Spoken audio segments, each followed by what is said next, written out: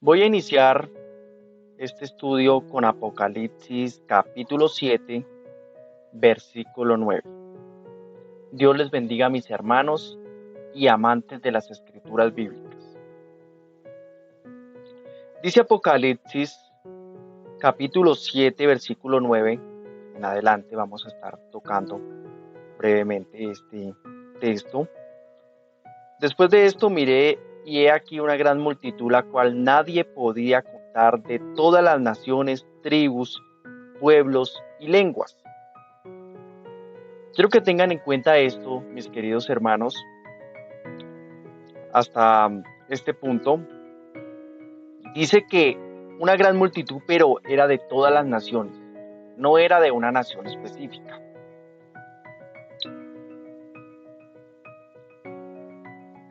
Que estaban delante del trono y en la presencia del Cordero, vestidos de ropas blancas, con palmas en las manos. Y clamaban a gran voz diciendo: la salvación pertenece a nuestro Dios que está sentado en el trono y al Cordero. Y todos los ángeles estaban en pie alrededor del trono y de los ancianos y de los 4 seres vivientes, y se postraron sobre sus rostros delante del trono y adoraron a Dios. Y se postraron sobre sus rostros delante del trono y adoraron a Dios, diciendo: amén. La bendición y la gloria y la sabiduría y la acción de gracias y la honra y el poder y la fortaleza sean a nuestro Dios por los siglos de los siglos. Amén. Versículo 13. Entonces uno de los ancianos habló diciéndome: estos que están vestidos de ropas blancas, ¿quiénes son y de dónde han venido? Recordemos que en la parte de atrás nos habla que de toda nación, tribu, lengua y pueblo, es decir, que de toda la faz de la tierra. Mucho más atrás nos está hablando de los 144,000 sellados, que más adelante podría estarles incluyendo este tema o hablando de este tema, pero en esta ocasión quiero centrarme en un tema específico que ha sido polémico. Versículo 13, surge una pregunta: ¿quiénes son y de dónde han venido esa gran multitud? Viene la respuesta en el versículo 14. Yo le dije: Señor, tú lo sabes.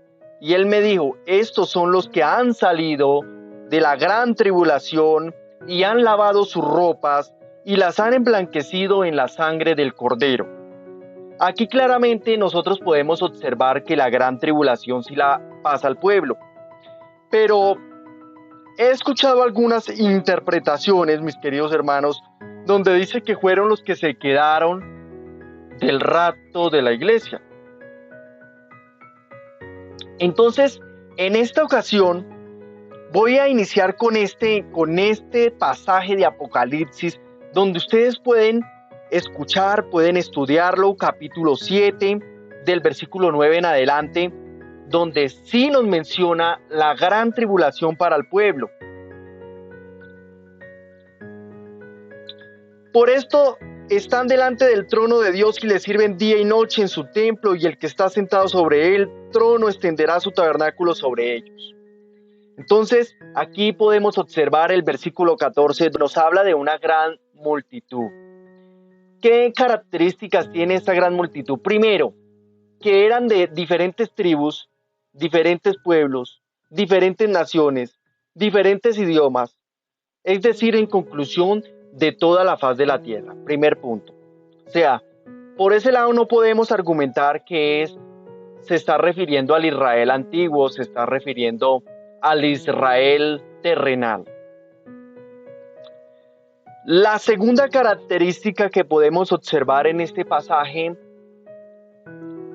es que sí pasaron la gran tribulación.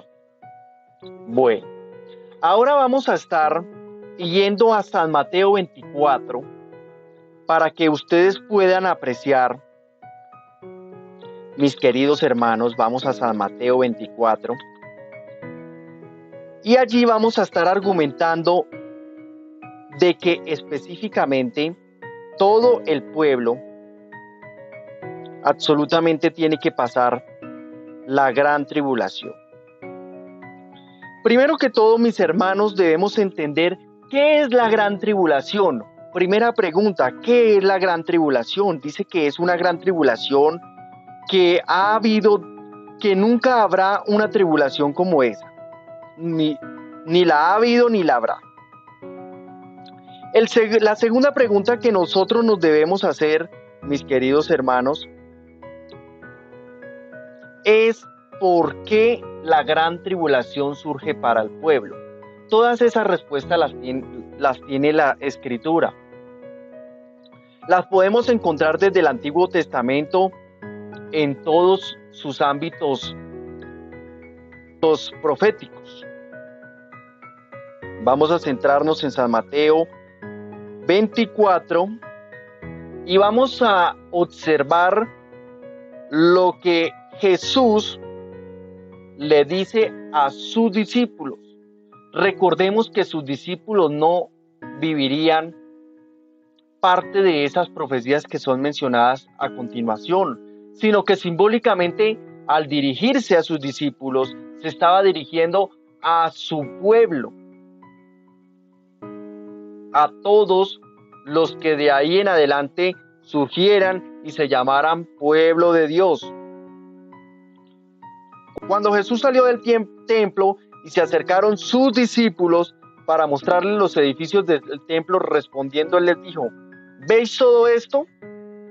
De cierto os digo que no quedará aquí piedra sobre piedra que no sea derribada. Versículo 3. Y estando él sentado en el monte de los olivos, los discípulos se le acercaron aparte diciendo: dinos, ¿cuándo serán estas cosas? ¿Y qué señal habrá de tu venida y del fin del siglo? Surge una pregunta, versículo 3, San Mateo 24, versículo 3 dice: ¿cuándo serán estas cosas? ¿Y qué señal habrá de tu venida y del fin del siglo? Y de ahí en adelante nosotros vamos a estar atentos de la respuesta exacta que Jesús le da a sus discípulos. Recordando que cuando él se dirigió a sus discípulos, se dirigió a todo el pueblo proféticamente. Respondiendo Jesús les dijo: mirad que nadie os engañe. Jesús sabía que surgiría el engaño. Sabría que se levantarían interpretaciones diferentes acerca del fin del siglo. Versículo 5 dice: porque vendrán muchos en mi nombre diciendo yo soy el Cristo, y a muchos engañarán.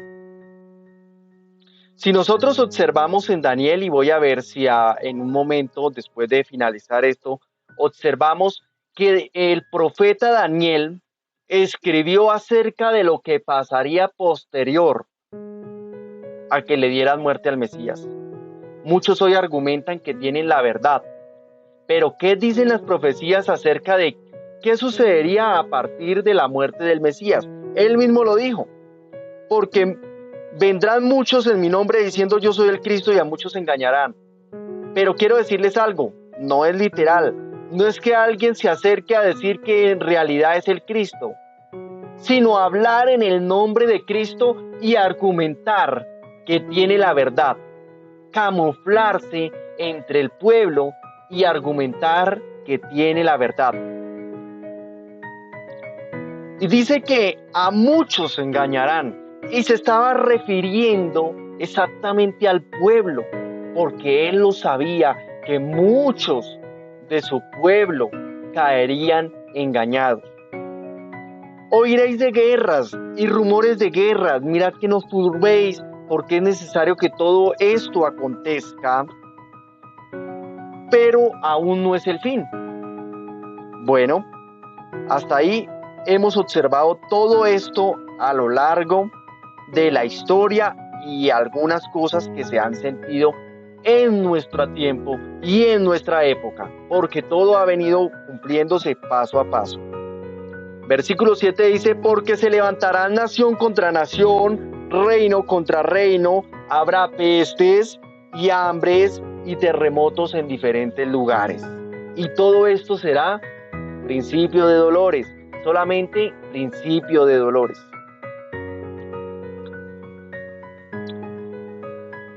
Y recordemos de nuevo, mis hermanos, se ha argumentado, ya nosotros pudimos observar que Apocalipsis habla de una gran multitud de todas las naciones,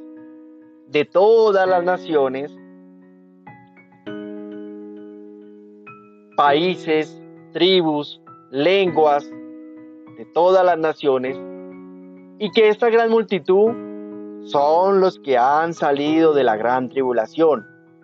Pero es que esos fueron los que se quedaron del rapto. Aquí en San Mateo 24 voy a refutar esa interpretación. Os entregarán a tribulación y os matarán y seréis aborrecidos de toda la gente por causa de mi nombre. Quiero decirles, mis queridos hermanos, que esa tribulación inició desde el tiempo que el Mesías partió. Desde ahí empezó el proceso de la tribulación, pero en los postreros tiempos se intensificaría. Porque en los postreros tiempos la gran tribulación tendría algo en particular para su pueblo. Una lluvia de doctrinas de demonios que se levantarían sobre la faz de la tierra para engañar a su pueblo. Y esa es la tribulación más grande que viviría su pueblo, porque es una tribulación directa al alma, donde engañará, si fuese posible, a sus escogidos. Quiero, mis hermanos, ponerlos a meditar y preguntarles por un momento, piensen, ¿qué es la gran tribulación? ¿Por qué se le dice gran tribulación? Segunda pregunta. Y la tercera pregunta sería, ¿cuál es el motivo por el cual el pueblo debería pasar la gran tribulación? Esas respuestas las podemos encontrar en Ezequiel y en el profeta Daniel, que lo vamos a estar observando también si nos da el tiempo. Entonces os entregarán a tribulación y os matarán y seréis aborrecidos de toda la gente por causa de mi nombre. Aquí ya se habla de una tribulación parcial, donde nosotros sabemos que muchos cristianos se les dio muerte por creer en el Dios verdadero, por intentar llevar una fe y una doctrina conforme a las enseñanzas del Maestro. Posterior a ello, nace una religión la cual dominaría prácticamente toda la tierra o gran parte de la tierra. Nace la Iglesia Católica, donde se le da muerte a muchos, los cuales intentaron sacar la verdad a la luz, porque esta iglesia tenía sus propias reglas, tenía sus propias interpretaciones bíblicas y todos debían someterse a esa interpretación. Una religión dominante. En ese entonces surge la llamada Santa Inquisición, donde muchos que intentaron ir en contra de esta religión murieron. ¿Cuántos de nuestros hermanos morirían en esa llamada Santa Inquisición por querer guardar las ordenanzas de Dios? Recordemos que las escrituras bíblicas no las podía leer nadie, sino solamente los más altos de la Iglesia Católica. Los dirigentes mayores de la Iglesia Católica eran los únicos que tenían derecho a tocar o a leer las escrituras. Pero muchos que tenían su alma viva para Dios sabían que algo andaba mal dentro de sí, dentro de esta religión. Esto también es una gran tribulación que vivió el pueblo, porque el pueblo durante toda esa época estuvo preso y no pudo leer las escrituras y no pudo surgir de ninguna manera. Entonces, ahí empezó la gran tribulación. Muchos tropezarán y entonces se entregarán unos a otros y unos a otros se aborrecerán. Y muchos falsos profetas se levantarán y engañarán a muchos. Y les quiero decir que en esta época hay muchos falsos profetas y muchos falsos maestros que se han levantado simplemente para hacer mercadería del pueblo. A ellos no les interesa que usted, mi querido hermano, sea salvo, sino simplemente les interesa hacer mercadería. Simplemente les interesa el dinero, el cual han conseguido a base de las escrituras. Eso es un falso profeta y esa es una de las características principales que tienen los falsos profetas: la avaricia, la codicia, las palabras halagueñas para mantener capturada la mente de muchas almas bajo una doctrina falsa y para mantenerlos durmiendo, para no ver el advenimiento. Y por haberse multiplicado la maldad, el amor de muchos se enfriará. Mas el que persevere hasta el fin, este será salvo. Entonces, aquí ya pudimos observar una tribulación parcial, como les he mencionado algunos ejemplos históricos que han quedado plasmados históricamente, que ya han sucedido. Y recordemos que cuando se dirigió a sus discípulos, se dirigió simbólicamente a nosotros como pueblo. Dice el versículo 14, y será predicado este evangelio del reino en todo el mundo para testimonio a todas las naciones, y entonces vendrá el fin. Esa etapa surgió a partir de que Martín Lutero hizo la reforma, porque recordemos que el evangelio quedó preso en la Iglesia Católica. Ellos enseñaban otras costumbres paganas, e interpretaban de otra manera las escrituras. Hoy en día podemos observar una interpretación similar cuando surge la reforma de Martín Lutero, pero porque debía igualar sus cargas, ya que esto lo afectaría como religión. Pero ya nosotros sabemos la historia verdadera de la Iglesia Católica, de las cruzadas y de todas estas cuestiones. Eran sometidos a esa religión, venta de indulgencias, las vendían como se vende la mazamorra en la calle, tal cual. Y los más ricos podían comprar un primer lugar en el cielo. Todo esto lo podemos observar en la historia. Y viene el versículo 15, mis queridos hermanos, donde está el argumento clave para saber si en verdad el pueblo de Dios pasa o no pasa esta etapa de la gran tribulación o esta etapa de la manifestación del anticristo. Son dos cosas que van de la mano: la gran tribulación y la manifestación del anticristo. Y vamos a observarlo en el versículo 15, donde dice: por tanto, cuando veáis en el lugar santo la abominación desoladora que habló el profeta Daniel, el que lee entienda, entonces los que estén en Judea huyan a los montes.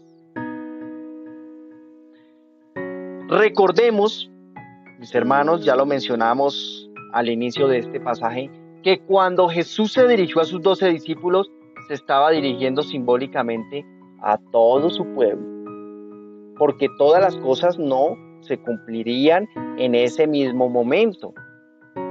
Y el versículo 15 se dirige a su pueblo, es decir, se dirige a nosotros diciéndonos: por tanto, cuando veáis en el lugar santo la abominación desoladora que habló el profeta Daniel, el que le entienda. ¿Cuál es la abominación desoladora? La abominación desoladora es esa doctrina de maldad o esa doctrina anticristiana. Está escrito en Daniel.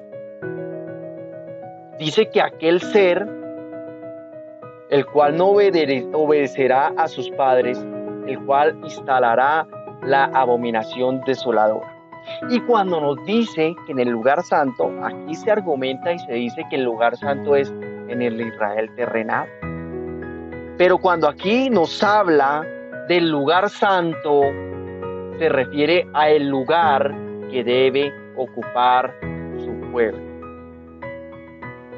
¿Y por qué es abominación desoladora? Porque es una doctrina la cual irá en contra de las profecías, irá en contra de la verdadera interpretación de su palabra. Es una doctrina con juegos extraños, es una doctrina con falsos ministerios, es una doctrina muy diferente de la que agrada a Dios. Muchos creen que la abominación desoladora se va a hacer tan visible, pero les quiero decir, mis queridos hermanos, que va a ser camuflada y va a parecer que es la verdadera obra de Dios. Porque es abominación desoladora para Dios, porque Él sí conoce y sabe a dónde no está su gloria. Pero para nosotros como pueblo vamos a estar vulnerables a ser engañados por dicha doctrina. Porque dice que tienen un poder engañoso de tal manera que engañará, si fuese posible, a sus escogidos. Así que si nosotros estamos esperando una abominación desoladora donde se levante un hombre a blasfemar en contra de Dios literal, como lo pensamos, nunca nos daremos cuenta cuando esté reinando la abominación desoladora sobre la faz de la tierra. Porque dice en Daniel que con lisonjas ganará a mucho pueblo. Es con una doctrina muy similar a la doctrina del verdadero Dios. No lo vamos a notar. Por eso surgió la pregunta que les hice, mis queridos hermanos: ¿qué es la gran tribulación? ¿Por qué su pueblo viviría la gran tribulación? ¿Y cuál es la mayor dificultad de la gran tribulación? Es el engaño multiplicado. Es una persecución directa a sus escogidos. Porque como estaríamos en un momento de oscuridad, donde la grandeza de Dios está un poco aquí, escondida, o está en sueño la tierra, por tanta maldad, entonces surgiría una doctrina y seríamos vulnerables a quedar engañados en él. Por eso dice que cuando veáis en el lugar santo la abominación desoladora que habló el profeta Daniel, cuando veáis esas falsas doctrinas, cuando veáis la apostasía, cuando veáis el engaño,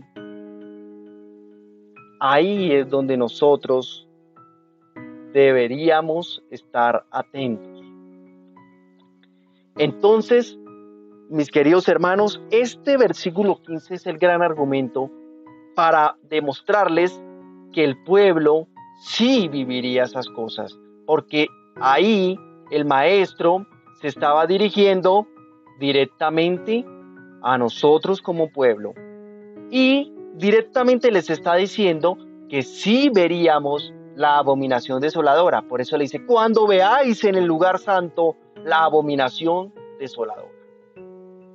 Es decir, que sí lo veríamos. Entonces los que estén en Judea huyan a los montes. Y es aquí donde se interpreta carnalmente una persecución y toca huir a los montes, literalmente a los montes. Quiero decirles que huir a los montes, si ustedes observan en los profetas, en todos los libros proféticos, siempre nos menciona la palabra montes, refiriéndose al lugar de adoración, al refugio que hay entre nosotros como pueblo y Dios. Eso significa monte, lugar de adoración. huyan a los montes. Si nosotros esperamos que todas las cosas sean cumplidas literal, les cuento, mis queridos hermanos, que estamos vulnerables a ser engañados. Porque la abominación desoladora será camuflada. El reinado del anticristo será camuflado. Se entiende que será muy similar a la verdadera doctrina de Dios. Por eso, muchas veces menciona las profecías, las escrituras, que engañaría, si fuese posible, a sus escogidos. Creo que lo dice aquí más adelante y vamos a continuar. Dice versículo 17, el que esté en la azotea no descienda para tomar algo de su casa. El que esté en el campo no vuelva atrás para tomar su capa. El que esté en el campo no vuelva atrás para tomar su capa. Es decir, o su ministerio o todo lo relacionado con la abominación desoladora que surgiría ahí. Es decir, que debíamos buscar a Dios de una manera diferente y tener mucho cuidado con las doctrinas que se levantarían sobre la faz de la tierra. Hay de las que estén encintas y de las que críen en aquellos días, de las que estén dando nacimientos a diferentes doctrinas, a diferentes ministerios. Más adelante estaremos hablando de eso. Orad pues para que vuestra vida no sea en invierno ni en día de reposo. Todo esto es profético. Y recordemos que se está dirigiendo directamente al pueblo de Dios, cuando se dirige a sus 12 apóstoles. Hace toda esta clase de advertencias y dice el versículo 21, porque habrá entonces gran tribulación, cual no la ha habido desde el principio del mundo hasta ahora, ni la habrá. Si el pueblo de Dios no va a vivir la gran tribulación, ¿por qué se le advirtió aquí al pueblo de Dios que habría gran tribulación? Cuando les dijo que huyeran, es porque estaba surgiendo en ese momento la gran tribulación. Cuando le dice que huya a los montes, es porque esa gran tribulación estaría sobre la faz de la tierra en su momento. Ustedes leen San Mateo 24 y pueden observar que este mensaje va directamente a nosotros como pueblo y le está diciendo al pueblo las cosas que viviría. Entre esas, capítulo 24 de San Mateo, versículo 21 dice, porque habrá entonces gran tribulación, cual no lo ha habido desde el principio del mundo hasta ahora, ni la habrá. Entonces, mis queridos hermanos, si el pueblo no va a vivir la gran tribulación, ¿por qué les está advirtiendo? ¿Por qué les está diciendo aquí en San Mateo 24? No, es que no se dirigía al pueblo, se dirigía a los que se van a quedar del rapto de la iglesia. Mis hermanos, no se dejen engañar más. El pueblo vive la gran tribulación porque está escrito.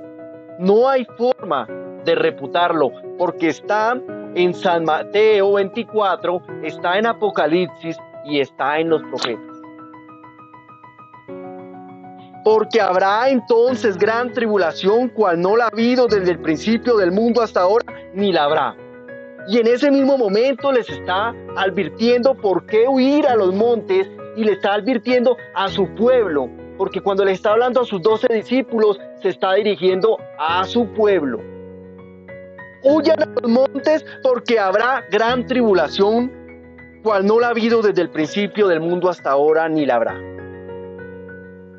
¿Cómo dicen? ¿Y de a dónde han sacado que el pueblo no vivirá la gran tribulación?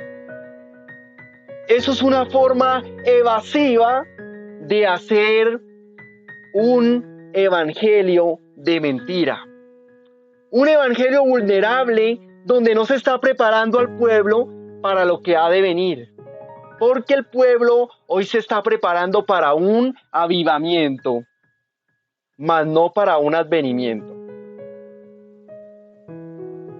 Por eso dice en los profetas antiguos, dice, porque prometieron a mi pueblo paz cuando no vendría paz. Engañaron a mi pueblo diciendo que vendría paz. Y si aquellos días no fuesen acortados, nadie sería salvo. Claro, porque el pueblo estaría viviendo la gran tribulación.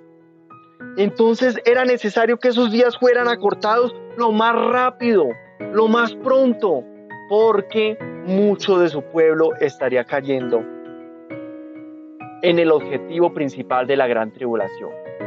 Porque ¿cuál es el objetivo principal de la gran tribulación? Es una persecución directa a nuestra alma, donde habrá multitud de doctrinas engañando al pueblo. Juegos extraños, milagros extraños, poderes engañosos, falsos cristos, falsos maestros, falsos ministerios. Por eso es que la Biblia nos habla de que necesitaba que esos días fuesen acortados por causa de los escogidos. Entonces hay que tener en cuenta eso, mis hermanos. La gran tribulación viene directamente para su pueblo. No es para el mundo, es para sus escogidos. Los del mundo muy posiblemente ya están asegurados. Pero esta gran tribulación viene directamente en contra de su pueblo. Es una persecución para que su pueblo quede engañado y para que su pueblo no vea la luz. Pero muchos dicen que esta gran tribulación, que es para los que se quedan del rapto. Más adelante estaremos hablando de eso, mis queridos hermanos. Entonces, dice el versículo 23 de San Mateo 24, entonces si algunos dijeren, mirad, aquí está el Cristo, o mirad, está allí, no lo creáis.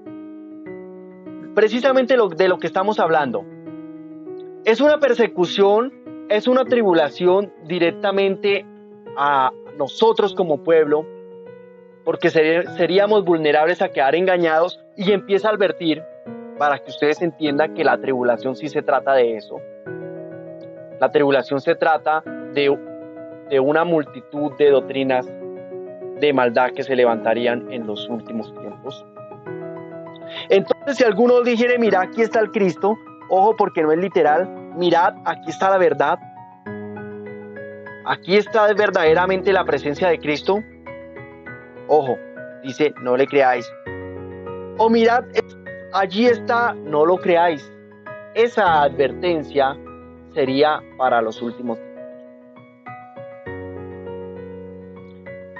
Porque se levantarán falsos cristos, falsos profetas, y harán grandes señales y prodigios de tal manera que engañarán, si fuese posible, aún a los escogidos. Aquí nos está explicando, mis queridos hermanos, de qué se trata esa gran tribulación. Se levantan falsos cristos y falsos profetas y harán grandes señales y prodigios de tal manera que engañarán, si fuese posible, a los escogidos.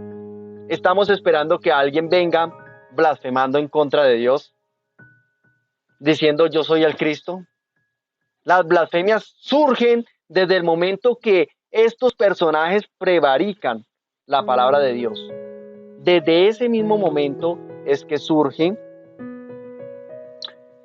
un falso Cristo y un falso profeta. Y harán grandes señales y prodigios de tal manera que engañarán, si fuese posible, a los escogidos. Y esos milagros y esos prodigios las hacen en el nombre de Cristo. Así que será muy difícil discernir dónde está el verdadero Dios. Por eso hace una advertencia clave y una advertencia exacta. Cuando veáis en el lugar santo la abominación desoladora, huyan a los montes, no se estén ahí. Huyan al lugar de adoración. Busquen a Dios personalmente. Y era necesario. O si no, estaríamos vulnerables a ser engañados. Recordemos que estamos en tiempos donde se están levantando falsos ministerios, falsas doctrinas, falsos milagros. Todo esto lo estamos observando. Y también vosotros, cuando veáis todas estas cosas, conoced que está cerca las puertas. Todas estas cosas, ¿cuáles son? Falsos profetas, falsos cristos, falsos ministerios, abominación desoladora. En ese momento sabríamos que está la venida del Hijo del Hombre a las puertas.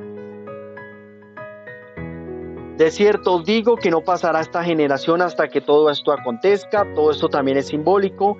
El cielo y la tierra pasarán, pero mis palabras no pasarán. Pero el día y la hora nadie sabe, ni aun los ángeles de los cielos, sino solo mi Padre.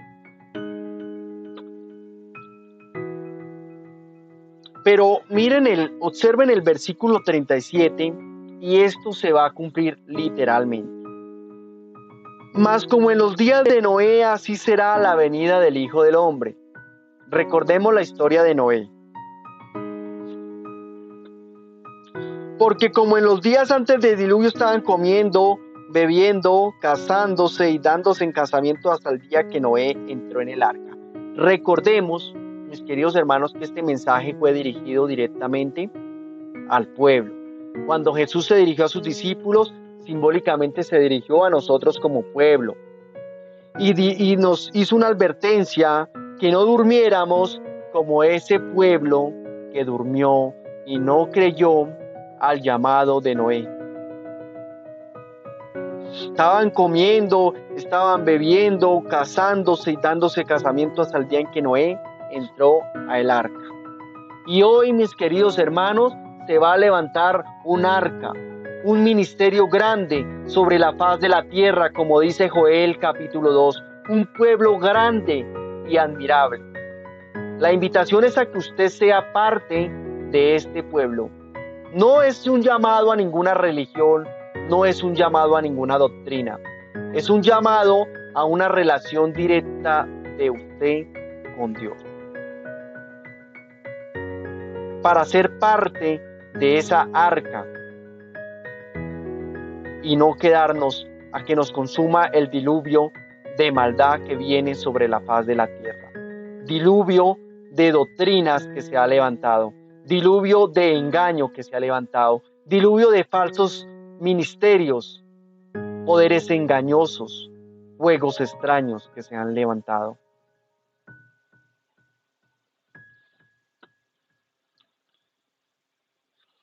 Dice que, y no entendieron hasta que vino el diluvio y se los llevó a todos, así también será la venida del Hijo del Hombre. Entonces estarán dos en el campo, el uno será tomado y el otro será dejado. Aquí es donde se argumenta el rapto de la iglesia. Recordemos, y vamos a profundizar este tema más adelante, Ezequiel 9, donde nos habla de los sellados. El uno será tomado con el sello de Dios, el otro será dejado porque no aceptó la verdad, y más o menos así por ese lado va. Dos mujeres estarán moliendo en un molino. Todo esto no es literal, puede ser dos pueblos, uno será tomado, el otro será dejado. Siempre compara con dos partes opuestas. Velad pues, porque no sabéis a qué hora habrá de venir vuestro Señor.